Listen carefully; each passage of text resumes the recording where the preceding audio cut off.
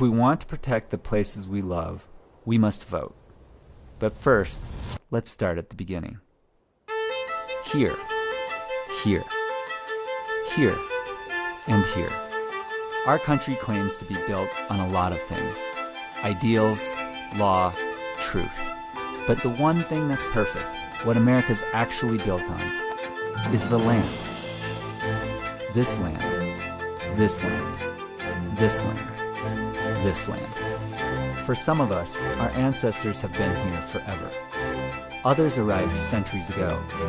Others did not choose to come here at all. And others were simply our parents looking to give us new opportunities. But despite our different paths, we all converged here, on this land, not made for you or for me, but for everyone. You see, the land is our common ground. The mountains, the slopes, the forests, the crags, and the coasts. The places we play and the places we escape to.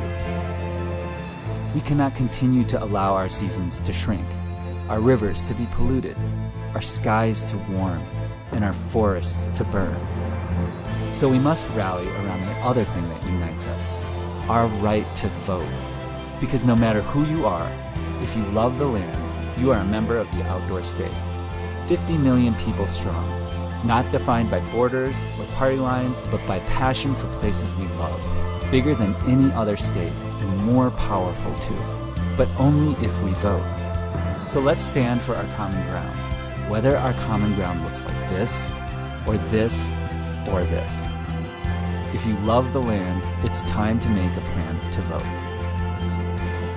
Make your plan to vote at makeadamnplan.org.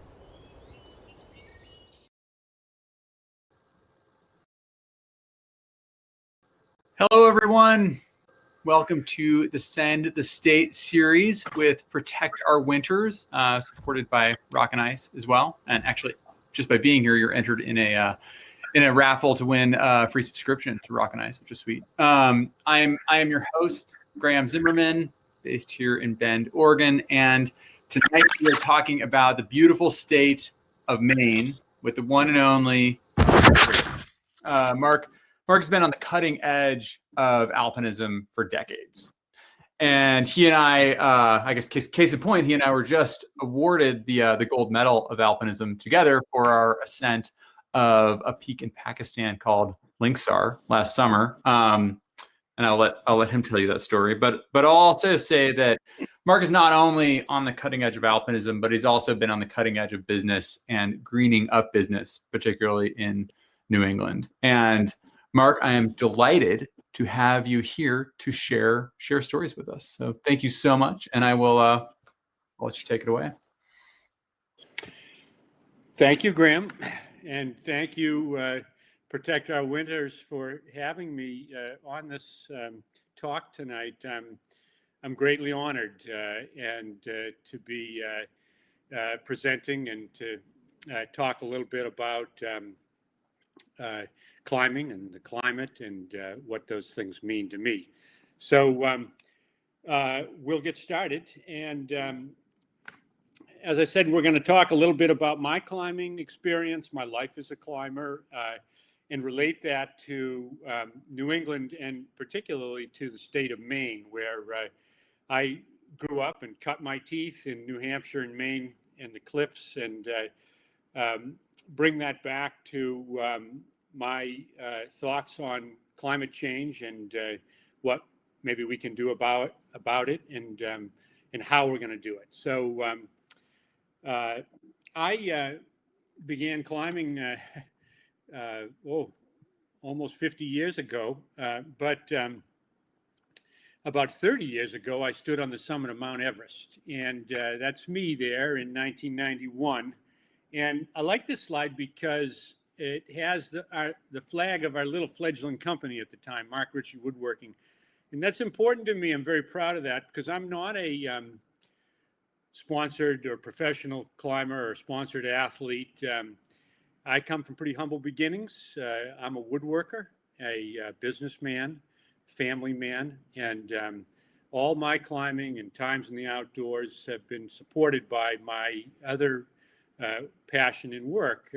And so that's been important to me. And I hope it also is something that a lot of people out there in Maine and elsewhere can relate to.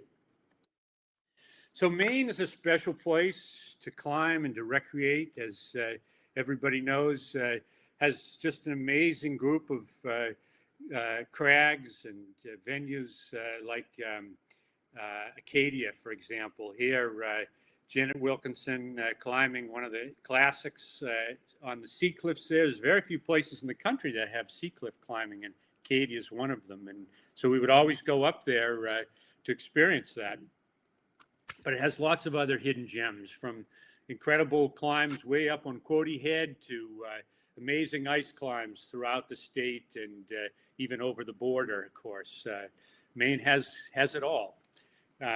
In recent years, I've been particularly enjoying the climbing in Evans Notch, which is the easternmost notch through the White Mountains that borders right on Maine and New Hampshire. And there's so many good crags there, and I love going to them. And we're so lucky in New England because many times on a beautiful fall day, Shell Pond or the Laughing Lion or Wild River, there'll be nobody there. And I don't know how many places in the country where you can go and climb on Stellar Rock and be the only ones. So we're very lucky. These are some classics out at Laughing Lion and Wild River.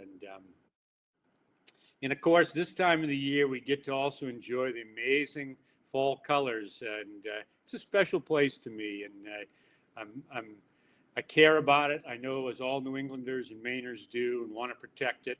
And there's Janet again on classic at Shag Crag, a little more popular crag, but some of the hardest, steepest climbs in New England are found there. Beautiful granite climbing. And of course, back to Great Head on the sea cliffs of Acadia. This is just such a unique place to climb and sport some of the hardest routes in New England, going out these great caves. So I want to tell just a short story and make a confession as we look at this picture of the iconic Mount Katahdin, the highest mountain in Maine. And my confession is that I've never climbed it.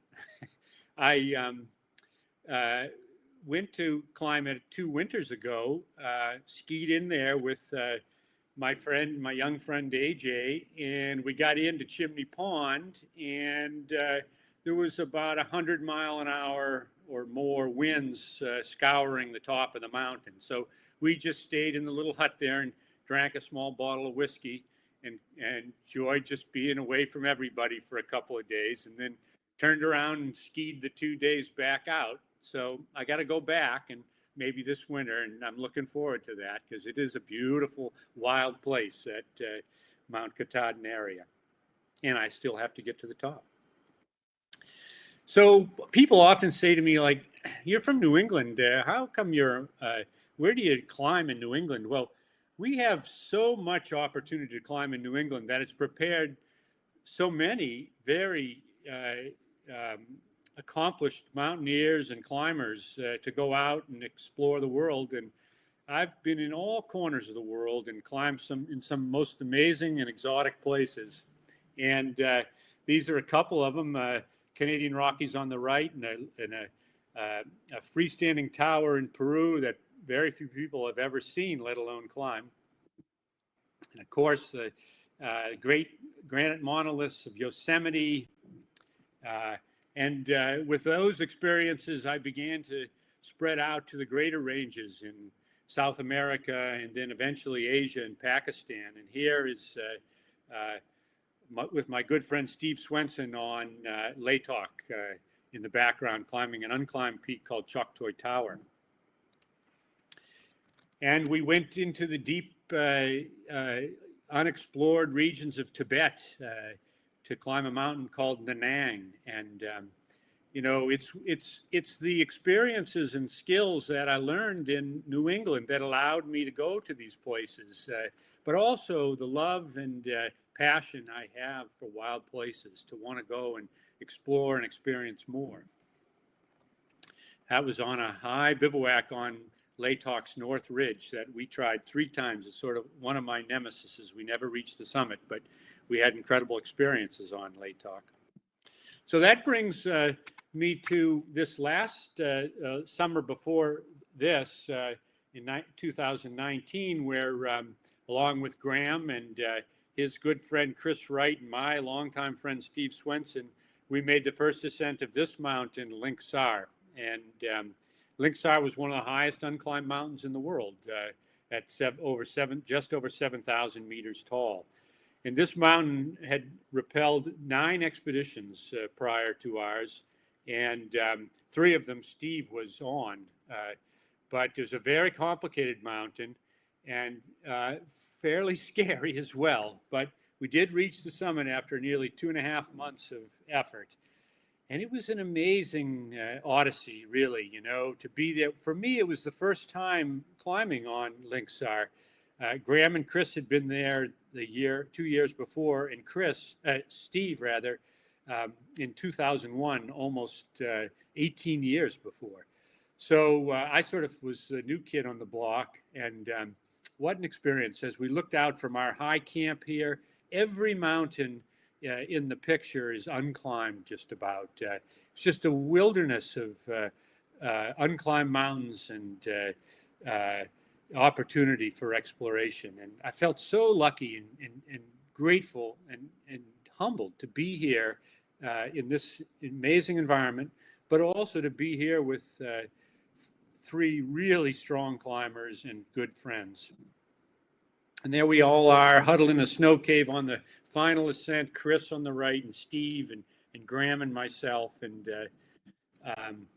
we would carry on, and I will say that Graham and Chris were the real powerhouses of this expedition with their youth and energy, and perhaps Steve and I had some older wisdom to offer, but we made a good team, and that's what's most important in climbing is being united, and something we'll talk more about a little later with our country about being united. And with our teamwork and focus of purpose, we were able to accomplish what was really I think one of the most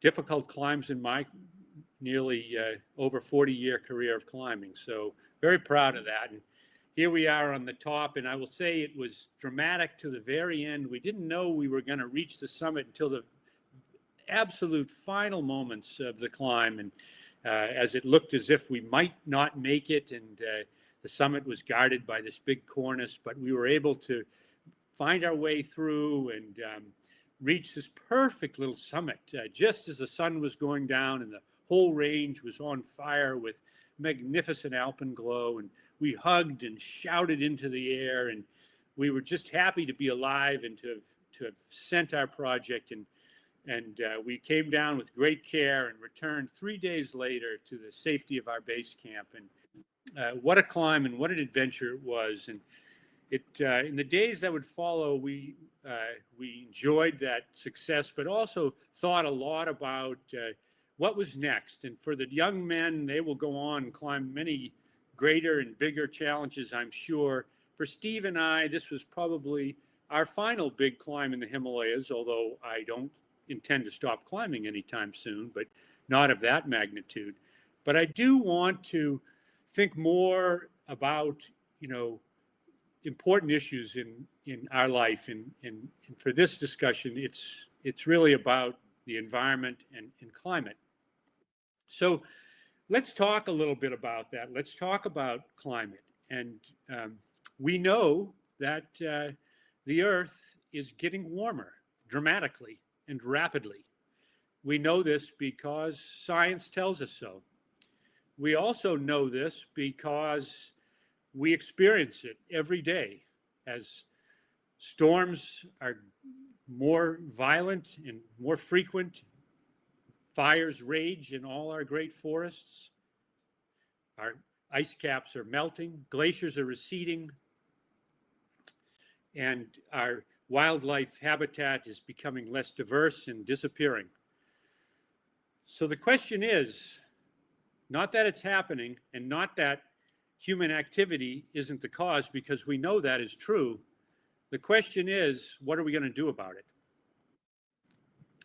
And as a climber who's been exploring and visiting the big mountains for nearly 40 years, I've actually seen firsthand the impacts of climate change and the human activity that's caused it. In the early 70s and 80s, I climbed quite a bit in Peru, and the huge glaciers there allowed us to climb many of the mountains there. And now, as I've traveled back in recent years, those glaciers are gone or receding, and they're filled in with lakes or rocky rubble.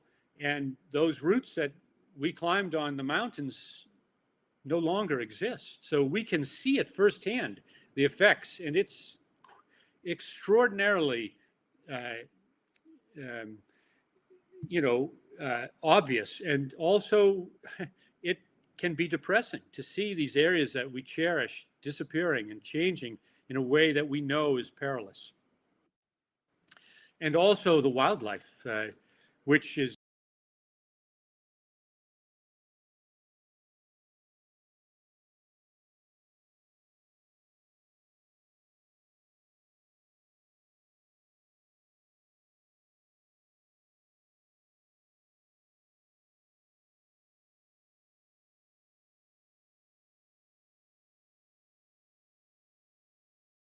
species, and just the numbers of birds in our forests and the areas that I love. And it is very scary to watch that change and see it happening in such a short period of time. All of you from Maine and New Hampshire can attest to the disappearance practically of the moose, when just 10, 20, 30 years ago, they were everywhere. You couldn't drive across the White Mountains early in the morning without having to slow down for moose on the highway. Now we almost never see them, and the warming climate and the increase in deer ticks have driven them further north or just simply killed them off. And it's sad, but it's all too common with many things as a result of this just rapid climate change we're experiencing. So what are we going to do about it? And I want to start with my own personal response. So I mentioned earlier, I'm a woodworker. I'm actually also a businessman and run a fairly large business with my wife, Teresa. We own and operate Mark Ritchie Woodworking, which employs over 100 people. So we're really a pretty big factory. And about 15 years ago, we decided that we would make a commitment. This is a picture of some of the type of projects we do. This is a performing arts center in Kansas City, Missouri.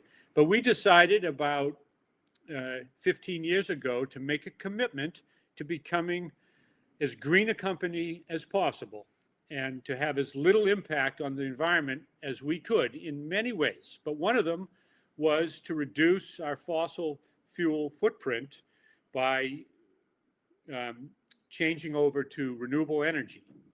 Today, our 130,000 square foot facility is 100% powered by our own on-site renewable energy through wind. You can see on the left of the picture this 300-foot tall wind turbine. Solar, we have an 80,000 square foot solar array, and biomass. We use all our wood waste byproduct as a fuel source to heat the building in the winter months. And this was not an easy thing to do, of course, but we are committed to it, and we continue to find other ways to become more energy and more sufficient and reduce our waste and impact on the environment wherever we can.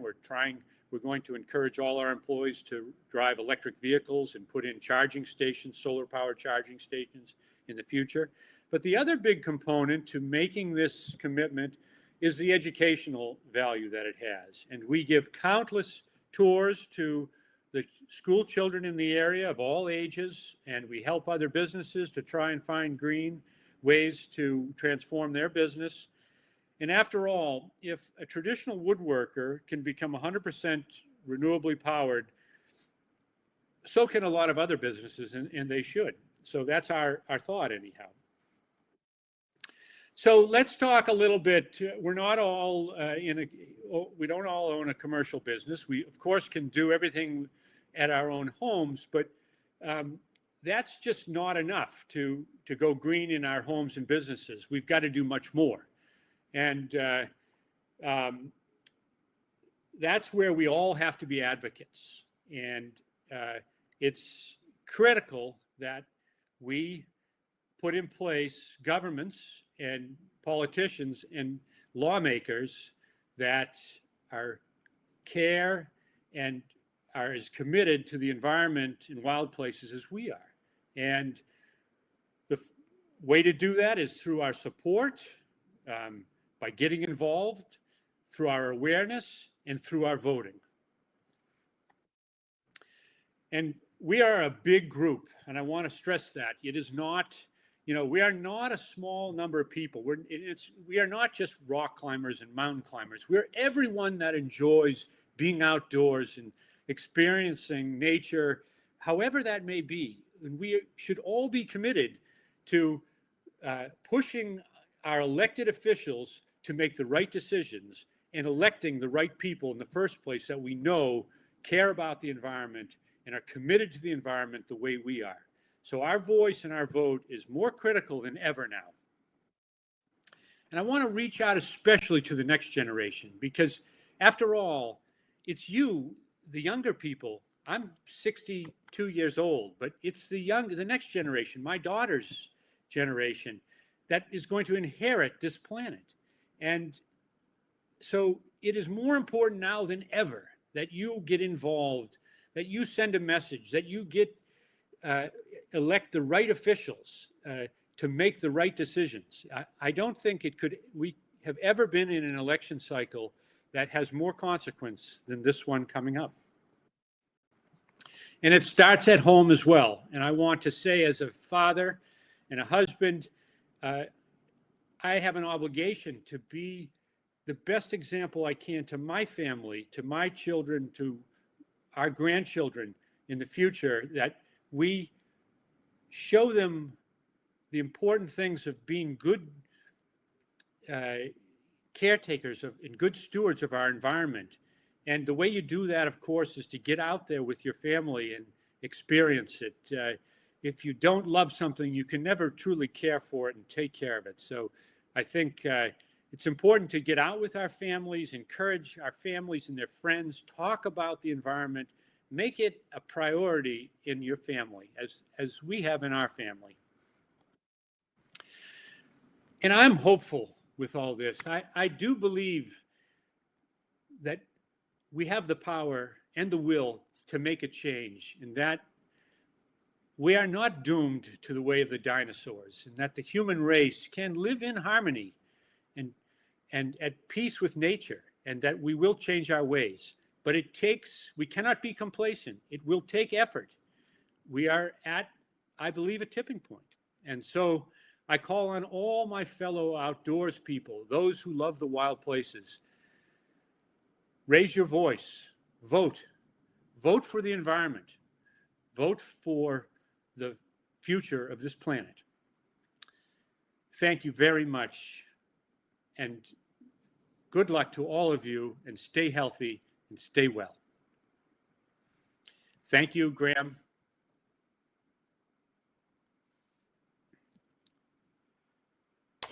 That was awesome.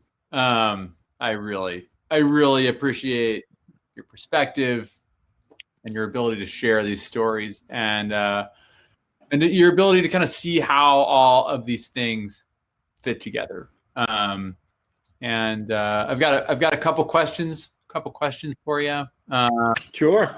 And the first one, I'm gonna go back to climbing a little bit. We're gonna kind of start with climbing, and then we'll talk about the business stuff a little bit. But I think that you're an inspiration for me, particularly in the way that you've balanced your climbing with your community, with your business, with your family, and also with your environmental impact. And as we think about, if you were to give advice to a young climber, say somebody who's like 22 and just really falling in love with the mountains, you were to give them just kind of one little bit of advice, what would you tell them? Well, I'm not one to give too much advice, but thank you. First of all, thank you, Graham, and you're an inspiration to me too. I want to say that. Apparently my screen is black on Facebook, but that's okay. I can see it here. You look great. Yeah, but so the only advice I can give, I think, is to always follow your passion. And as a businessman, making some of the decisions we made to go green were not always the best business decision, but I knew they were the right decision, and they were painful at times. But I think the value that comes back from that, and it's not always monetary, and I'm not going to say that green initiatives can't be a good business decision, because they can be and they should be. And if we elect the right people, they will be. So number one on that is we need to get off our addiction to fossil fuels. And part of that is stop subsidizing big oil and big gas, and make them pay the real value of cleaning up the environment. And then renewable energy will become affordable and will be, the easy choice, and businesses will thrive with it, and we will thrive as a planet. But it's difficult now, and it's not always easy. But stay the course is my advice, if I have any, even though it's tough sometimes. Now, obviously, as a businessman, you have to stay in business or you're no good at all. So it is a balance. You can't always do everything you want to do, but keep striving. And I look to people who mentored, and people like Yvon Chouinard, who was a great inspiration to me. And I saw how he didn't always take the easy route. And he made his company one of the models, environmental, champions. And I have great respect for that. So that's my only advice is, the right route is not always the easiest path. And but if you stay passionate, the reward is there. And one of the things that I can tell you about going green in our business is how much our employees appreciate it. Everybody takes such great pride in working for a company that cares about our environment. And, again, we're a woodworking company. There's so many companies that have so much fatter bottom lines than we do. They can do this so much easier, and I wish they would. And I hope that we can inspire them to do it. And we have, actually. When we were the first wind turbine on the North Shore of Boston, the commercial wind turbine. And now, as I look out from our business, there are 7 more wind turbines dotting the horizon. So we got it all started almost 11 years ago in this part. I love that. And, we just got a question about other business owners making the same changes. And I think that analog that you draw between staying in business, but also making not taking the easiest route is there's a really cool analog with that, with climbing, with pushing your limits, trying hard, but staying alive. And I think that I always try to take the easy route though when I'm following you, Graham. It ain't easy. Perfect. Okay, so I've been out to Mark Ritchie Woodworking, and I've seen this windmill, and I would love for you to just tell us a little more about the windmill, because I think it's really cool. Oh, yeah. So it's a 600 kilowatt, 300 foot tall wind turbine to the tip of the blade, and it produces about enough energy to power about 100 homes. So we get about 2/3 of the electricity to run our entire plant from that. And then we have 80,000 square feet of solar panel array on the roof as well. And the wind turbine has been an incredible, it's really cool, but it's very complicated, and it's not for the faint of heart. We are experts in machinery. And I would not recommend most businesses to install a wind turbine unless they're really prepared to make the commitment, because they're complicated. Solar now is much simpler. When we installed the wind turbine, it was actually a much better economic return than solar at the time, but that's changed. So now if you're in an area where you have good sun, and which is most of the country, solar is really the way to go, unless you're putting in large commercial wind turbine projects. But it's fascinating. I really enjoyed the whole project of building a foundation for it and installing it. I mean, it's this massive piece of machinery, and fantastic technology. And we are looking to replace it in probably the next, 3 to 5 years with a much more sophisticated, advanced turbine, because this one is, frankly, it's old technology, and they're just getting much, much better. So I look forward to that, and hopefully we'll continue to produce even more green power more efficiently with a new generation of turbines. I love that, and I have to admit that when you told me you had a wind turbine at the at the factory there, I was picturing like something like kind of a small wind turbine, like something that was like not that big. And when we pulled up there, it's like we're talking about like a full-size giant wind turbine. It's rather impressive. Yeah. And I think that one reason I love talking about this is that you're showing that for business, sustainable, green, carbon neutral energy is something that's totally viable. But in the same breath, when you're talking about how many homes that powers, you're showing that it's just on the local scale in general. We can be making these changes, not just for business, but also for homes and the way we transport ourselves and all of that. And I'm curious if you've seen this translate into your community, into more windmills out there. Are those other businesses? Are you seeing more of your community go green because of the example you're setting? Absolutely. And, I'm not going to take all the credit for it, of course, but there's a revolution of green technology. I mean, it's becoming more affordable. It's becoming easier to get net metered, meaning you're getting value for the electricity that you produce when you're not using it. It's getting easier less expensive to install it. It's simpler. Wind turbines, again, there's an economy of scale. Small wind turbines, frankly, right now don't make much sense.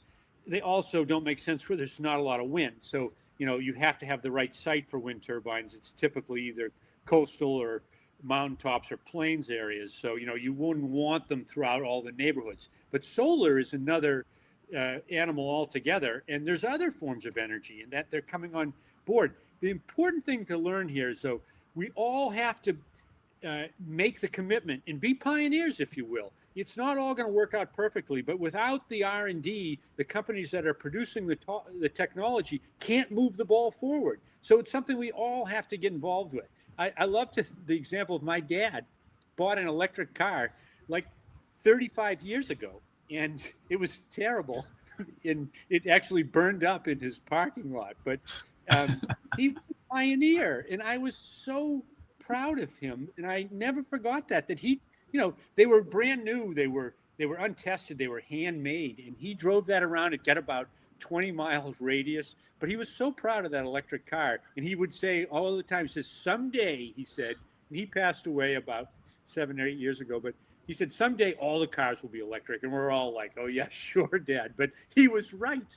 And he had that vision. And I never forget that lesson of my dad. But we all must invest and get involved. And we will power this planet without exhausting our fossil fuels if we're committed to it. And we must get off our addiction to oil and gas and coal, for that matter. And already coal is disappearing. And it's not long. But don't for a second think that big oil and big gas is going to give up easy. They're only going to give up through economic pressure. That's it. And that's going to come through getting rid of massive tax cuts that they get, and subsidies, and also not making them pay for the messes that they leave everywhere. So when we put the right people in place through our voting, that we're going to crack down and push back hard, that's when real change is going to happen. Otherwise, they're going to just bleed the planet dry until the last drop of oil and gas is in the ground. Totally. And I think, that segue into, we're talking right now, we're talking about with Mark Ritchie Woodworking, we're talking about small scale. We're talking about local business. Yep. And that is really important. And that is how we prove these models. But I think that a really cool part of this conversation, Mark, is that you have proved that model. You have shown that you can run a reasonably large business that has huge energy needs on renewables. And that's something that's very exciting, because that shows that the growth of this model is totally feasible. It's all scalable. And like you're saying, the next step is for us to take this to a larger scale and that's something that we are not able to take on as individuals or as small to medium business owners. That is something that requires us to build in incentives, economic incentives, and policy that drives the large scale polluters and those who are running the fossil fuel supply chain to rethink their decision making and to allow for renewables to be more competitive. And the way that we do that, the first step, the easiest thing we can do, the absolute minimum we can do as citizens is vote. And so that's my last question for you, is that studies have shown that if you make a plan to vote, then you are far more likely to actually do it. Yes. So what, Mark, is your plan to make sure that your ballot gets into the ballot box? So we're voting early because we can in Newbury, Mass. So we're going to go next Tuesday. The polls are open there in Newbury at our town hall, and we are going to vote in person and early at our convenience and get it in place. And we are in a pretty small town, so we're comfortable doing that. The lines will not be very big, and that's my plan to vote. And I want to get it in early. I know how I'm voting, so. Excellent. I don't me too. I will admit that there was one local ballot measure that I kind of hummed and hawed on, and I asked some friends about it. I kind of phoned a friend, Shannon and I did, and we made the decision this morning how we're going to vote on that. And I'm going to be dropping off my ballot here right after we get off the call, which I am very excited. Right on. Yeah. With that, Mark, I cannot tell you how much I appreciate you coming on. Oh. This is really special. You are somebody who I appreciate, look up to, and you are an excellent example for us all. So thank you for coming out. Thank you for sharing your stories and your photos and your amazing example. And thank you everybody for coming, and thank you for POW for having us here. Yeah. And thank you, Graham. Yeah, you're the man. Thank you, POW, and thank you everyone for viewing it.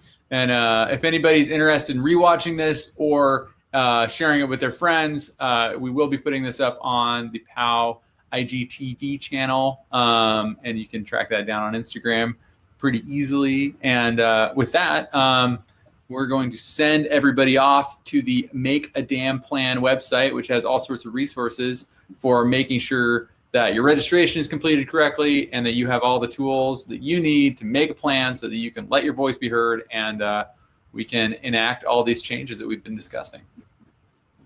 So with that, Mark, thank you. And everybody, we will see you soon. Be well, my friends. Peace.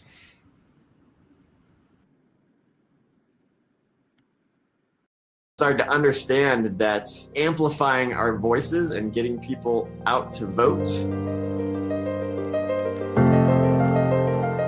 is the only thing that we can do fast enough to kind of solve these major issues.